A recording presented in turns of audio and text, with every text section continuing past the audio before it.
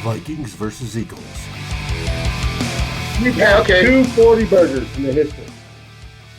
Now, will we have 3 come Sunday? I would love to see that.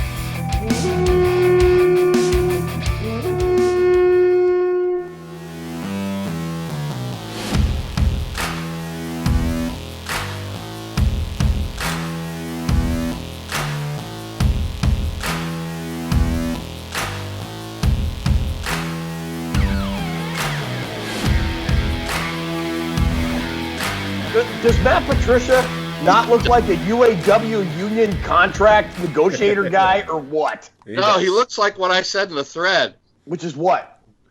He looks like the auto mechanic who comes out to tell me my car won't be ready for 2 more days, but I'm completely can't concentrate on it because he's got cheese puff soot in his beard. Either way, Drew, you and I both compared him to a UAW guy. That's all I'm saying. That's all I'm saying. Look at me with my water. That's fucking weak. 42-30. Good morning, Galahorn. Guess what? The Vikings just won their 3rd in a row. Yay! They defeated the Detroit Lions in Detroit in a final score of, Drew. It was like, we had like 70 or something, didn't we? What did we have? Yeah. 42? 30. 42-30. Oh, wait, this is for Darren Campbell.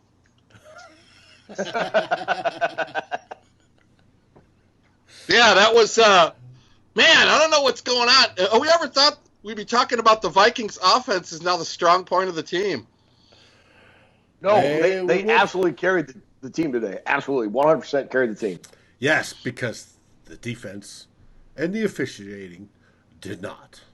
Anyways, speaking of Darren Campbell, for those that you know and those that don't, Darren Campbell is a longtime blogger back from Kick-Ass Blog days.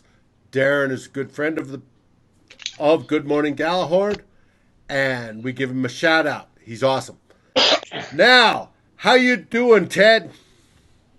Sorry.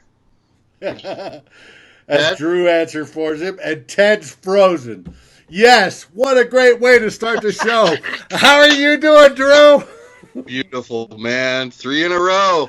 3 in a row. I am happy. We didn't melt down, and it's a Viking win. It's Viking win day, so wins always beat losing. That's How you right. doing? I'm doing great. I have been imbibing way too much. The Vikings make me drink. And this type of game where we are neck and neck going back and forth,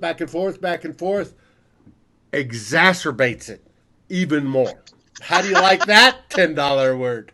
Well, what's your beer count today? Where are we at? Oh, we're on, I think, number 5 or 6 of a 7.7 Voodoo Ranger Hop Avenger. Yes, baby. Key word in that sentence, I think. Hey, Ted. Dave, I'm back. I got knocked off. What did I miss? Ted, you got frozen, but hey, that happens. Dave said, I think I'm on my 7th beer. Really? Really? That means he's on not 14. quite. But I think I might be pregnant, but I'm just fat. Woo! Big win that today. I believe. Good game. But- It was a really good game all the way around. No, it wasn't. What are you talking about? Yes, The win. the Vikings win. It is hard to win in the National Football League. It's a good win. Yes, it's a win. I don't know about good. And well, it is good because the Vikings now go to, what is it? 5 and Don't 2 jinx it. Don't jinx it. Don't talk about the record. We don't Right. talk about at this point. But there was play that wasn't so good that we wish was better. Dave, you are like hammered, my friend. Hey, this is that type of game that causes me to drink. There are plays. When we sit there and play and it's 7-0, 7-7, 14-7, 14-14, 21-14, 21-21. Dave, Right, then we go 21. Dave. What? What was the final score? 42-30. Who won? Vikings. Who got the last touchdown? Who what? Who got the first touchdown? First touchdown? For the Vikings? Adam Thielen. What planet are we on? Earth. Oh, Saints, 2-0. No, that's a nice win. That's a nice win. It got a little scary, a little sketchy at point, but everybody's good in the NFL, and if you let teams stay in the game, the defense could have played better, but you know what? Remember what Uncle Paulie says, a win's a win, even if it's hanging off the ass of a cow, so I'm taking it. Here's my thing on why I think this was a good win. Honestly, I'm not even kidding here. Everybody has said, well, not everybody. Detractors of Kirk Cousins have said that he cannot carry a football team. He cannot take a football team and put them on his back and will them to victory. I'm sorry, I don't care what you think you saw today if you don't believe that, but you're wrong because Kirk Cousins did that today. He took the Vikings and said, look, it's going to be on the offense. The defense just doesn't have it today, and that happens. I don't think it. Just think it might be an anomaly. We'll see next week, or on Thursday when they play on Thursday. But the Vikings secondary did not have a good day. I think Eric Hendricks did, but it was a day when the offense needed to carry the day, and in past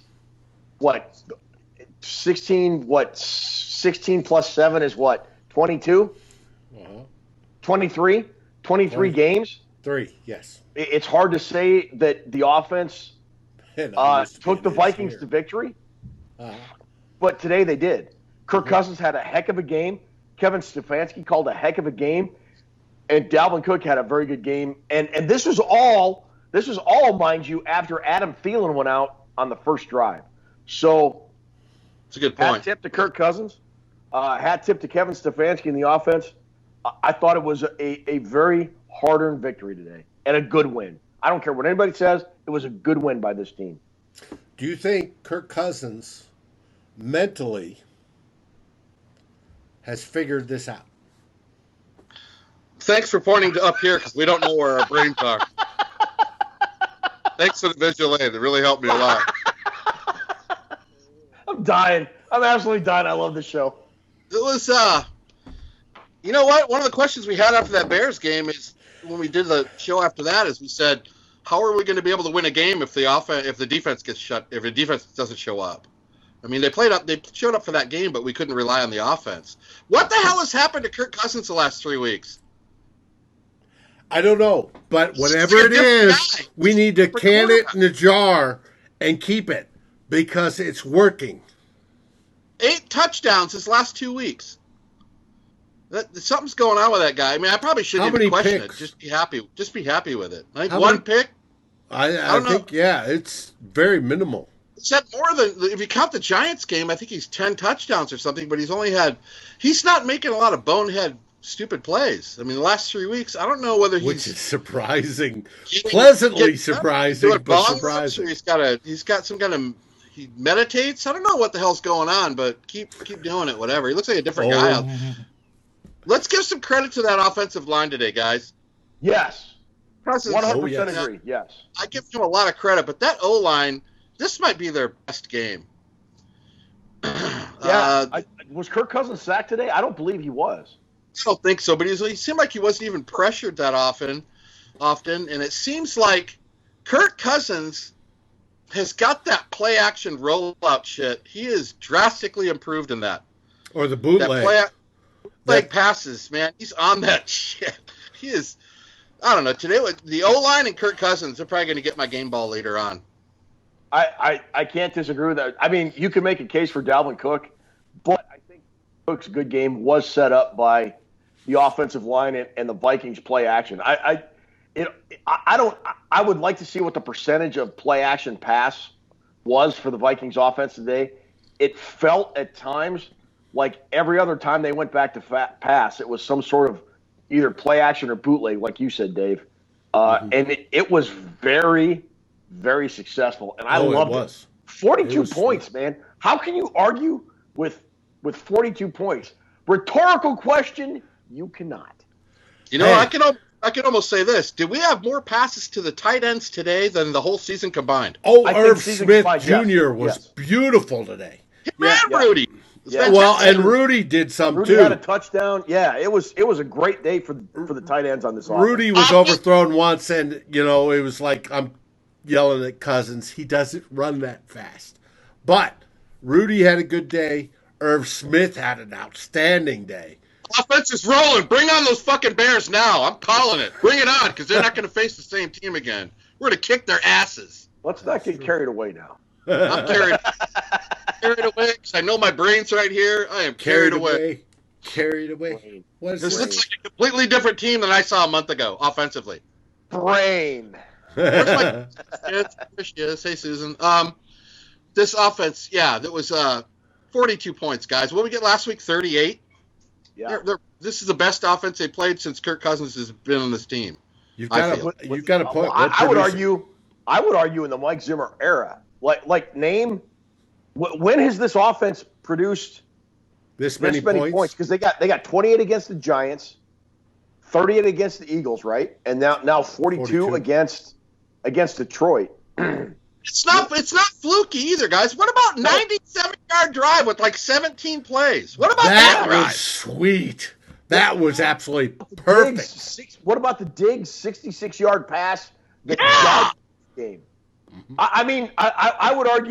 I would argue against in weeks 1, 2, in the first 4 weeks of the season. I would argue Kirk Cousins doesn't make that throw for whatever reason. You can blame Cousins. You can blame the offensive philosophy. You can blame the play calling. I'm not saying that was Kirk Cousins' fault. The first 4 weeks of the season, part of it was his, yes, but that first month of the season was not all on him. I would argue the Vikings team from a month ago does not make that play. They just don't. They simply don't. No. And today they did and I got to tell you, the game was absolutely on the line. It was far from over. I think it was 35-30 at the time. Yes.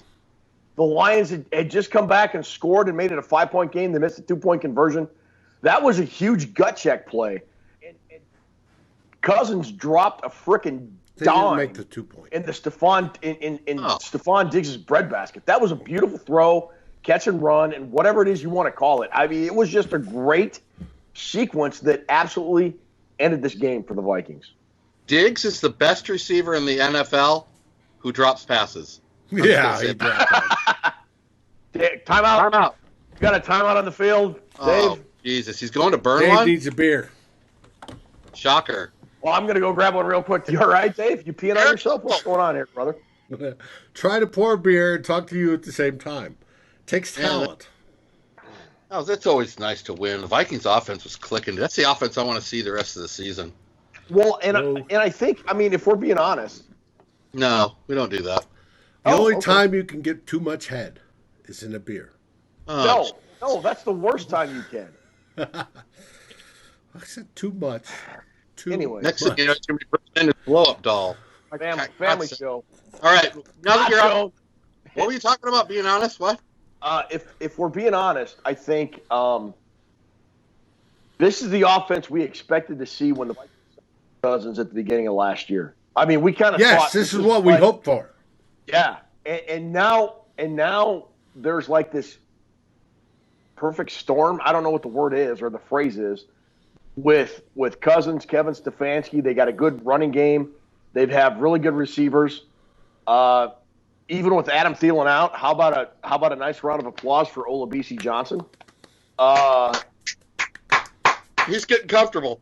And Dave, I think you mentioned, or Drew mentioned how well the offensive line played today, both in pass blocking and run blocking. I just thought it was about the best overall game offensively the Vikings have had since Kirk Cousins came to Minnesota.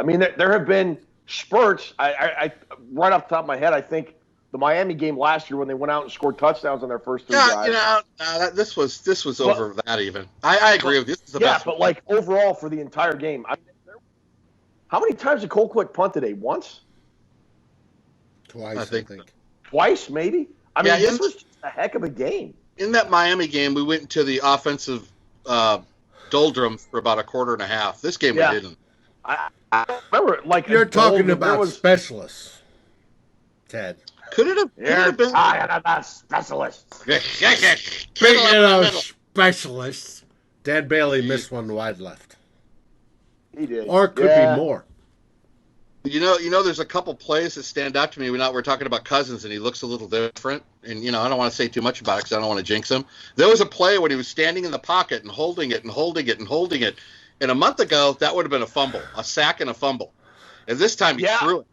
He had a couple plays where I was just waiting for him, and then he threw it. It was incomplete, but he still got rid of it. He's getting rid of the ball. He's not holding it back there. He looks a lot more confident back there, but he's not, it's very strange. It's almost like 3 weeks ago, guys, they might have sat him down. A lot of times a coordinator will say, here's the plays I want you to run, and they'll hand you a full, this is what I want you to do. It's almost like, to me, 3 weeks ago, they sat him down and said, here's the scheme we want to do. And then they asked Kirk, what do you like to do in this scheme? There you go. What do you like to do? I think that. Yeah. I'm guessing, but. No, I honestly believe that's kind of what happened. I mean, either Kirk went in and said, hey, look, this isn't working for me and this is what we need to do, or Stefanski went to him and said, hey, or Zimmer or Ziggy or, I don't know, Spielman, Brzezinski, I don't know who. Somebody went to him in the offense and said, hey, look, why is this not working for you? And maybe it was Cousins and Diggs and Thielen and Cook and everybody. Something. I said this, and I'll say it right now. Something happened after that Bears loss. Yes. And there was a come to Jesus meeting between somebody in management and some set of players, whether it was offense, defense, special teams. I don't know who. Something happened. Hallelujah! Come to Jesus. Yeah, and there was an airing of grievances, and this is what we can do better, and let's try this, and it's worked. And I don't care what anybody says. I will take that belief to my grave, and it's working. Whatever they decided they were going to do, it's working better than anybody could have ever imagined. It's funny, Ted. Is after the Giants game, we went, it's the Giants. Our thing with Kirk Cousins, we want to see him follow it up. And then he followed it up with the Philly game, and we went, he followed it up. That's 2 weeks in a row, but let's wait. Let's see what he can do one more week. Now we're on 3 weeks, and that guy looks different. Yeah, that's bro. He's playing pissed off. He's playing pissed off with a chip on his shoulder. Oh, right. I like pissed off Kirk Cousins. And if that's the Kirk Cousins we're going to see, buddy, we're gonna go a long way in this season.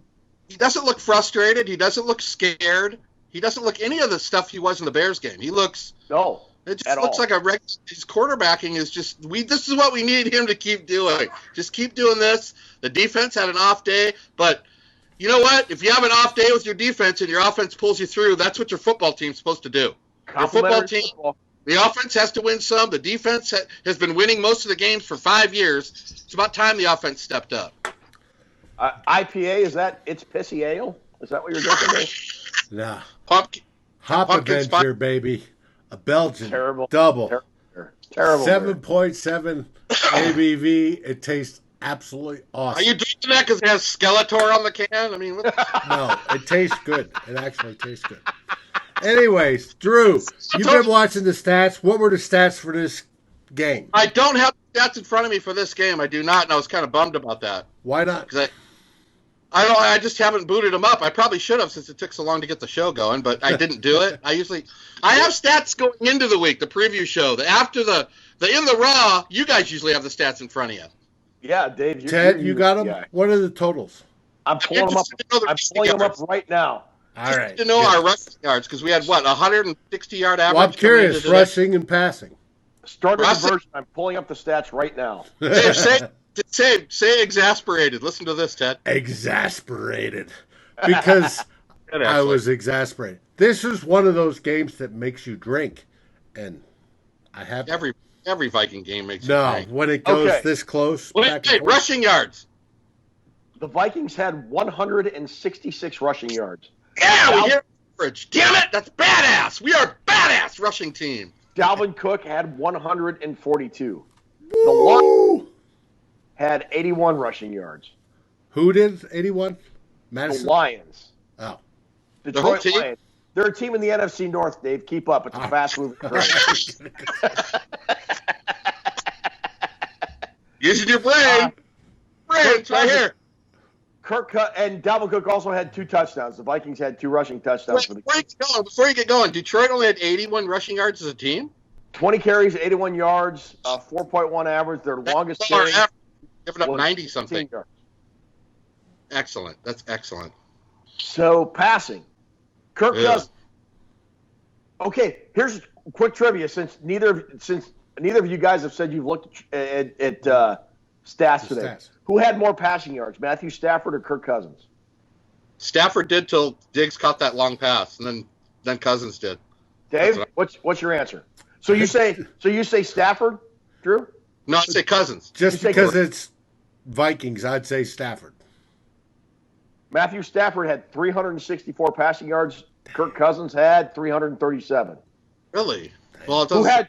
Stafford was hitting everybody. Who had more touchdowns passing? Marvin Jones or Matthew Stafford? Well, Marvin Jones had 4 himself. I think Stafford had 4. Stafford had 4, and Cousins had 3 or 4. Yeah. They both had 4. Kind of a trick question. My bad. What's wrong with our secondary, man? Honestly, man, it was terrible. It was terrible today. What's wrong with the secondary? Rhodes needs a walker. He's getting old. And falling off the cliff. How's that, Dave? He was falling off the cliff. The Lions officially had no sacks today. The Vikings had 2. One from Danielle Hunter and Griffin. One from Everson Griffin. Yep. I bet best defensive ends in the league. I bet Dave what? Could blow a 2.0 right now. Probably, but I'm not driving. No, it's like Stafford was. I mean, I know he's good, but he was hitting everything today, man. It was like irritating the shit out of me. The Vikings have a 3rd and 15, and he gets a penalty or he hits somebody out in the flat, and it was like we left a lot of possessions out there. We could have beat them a lot worse, and that's what's kind of good about today. We scored 42, but we left points out in the field as far as I'm concerned. Yes, we did. Vikings are a juggernaut offensively. Dare I ever say that word about the Vikings offense? Ooh. I mean, yeah, it's just 3 yards and a cloud of meow meow. Well, and considering all the struggles they had last year, and 2 of the 4 games this year, yeah, they are clicking on all cylinders. And hats off to Kevin Stefanski, at least 5, for calling 3 phenomenal games in a row. That goal line touchdown pass to both C.J. Ham and old Bisi Johnson were phenomenal calls. I mean, it's like he understood the Lions' tendencies down in the goal line. He knew they were going to be playing man-to-man, and he absolutely he called up a play that was going to be a huge mismatch for the Lions' defense. It was great. Loved it. That call where we were trying to run the clock out, the long pass to Diggs, that was the call of the game. Because I was waiting for the Vikings to just keep running it up the middle with no success. Yep. And then Detroit getting the ball back. But I don't know. There's it comes back and forth. There's bad. What play makes me sick? What makes me so angry? What's what makes me so angry? The Stafford throws it 60 yards down the field, and the guy either catches it or we get a flag. That really makes me want to throw the remote through the sheetrock. I can't stand fucking play. I can't. Talking about flags. Seems like it happens to us like 4 or 5 times. Talking about making you angry. Oh. I asked today, how in the world can defensive linemen, in this case a defensive tackle in Shamar Stevens, and defensive end. Ted, you're sitting next to him. Help him out. Danielle Hunter get called for holding. Right? How can a defensive lineman not in pass protection get called for holding? I don't know. I got an answer. I've never seen it before. I didn't want to go off on a tangent about flags. I really didn't. I had never seen it before. Right? Defenders can use their hands. It's in the rules, right? It's too many flags all the way around. It's hard to watch. But man. I was told if a defender takes the offensive lineman and holds him out of the way so another defender on a stunt can get in, that's holding. I think it's 100% bullshit, but that's what they were called for. And I think, like I said, it's the bullshit call of the game. Twice. I just am kind of fed up with officiating in general in the NFL.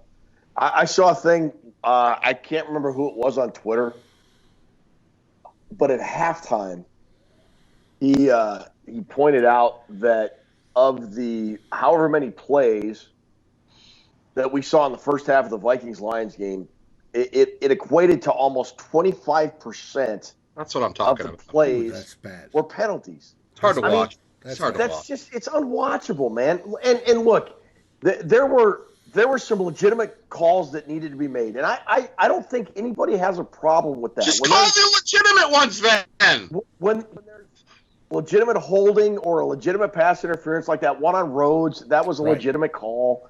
There was one, I can't remember which one. There were several legitimate holding calls, but there was so much garbage being thrown on the field that it just makes the game not fun to watch. And like as a fan, I mean, we do this and we're kind of more in depth than a lot of casual fans are, and that's cool, and I get it and whatever. But we're also fans, and we like to be entertained. And if I'm not going to be entertained, man, I'm not going to waste my time. My grandson was here and he watched part of the game with me, and my wife was really cool about letting me come watch this game when there was stuff around the house that needed to be done for Christmas and all that, and Halloween and all that. But brothers, I got to tell you, if you're gonna just make this a crappy product, it's going to be hard for me to justify spending a Sunday watching college football and a Sunday watching professional football when college football is a lot more fun to watch in general right now. It just is. It just is. So if it wasn't the Vikings, what you're saying is you'd have been hanging up tinsel on the tree. Putting up bunting on the stairwell, and yeah, you bet I would have. Yeah, sure would. Well, always fun hanging bunting. Knowing for a fact, Mrs. Purple Buckeye absolutely rocks, and she's a saint.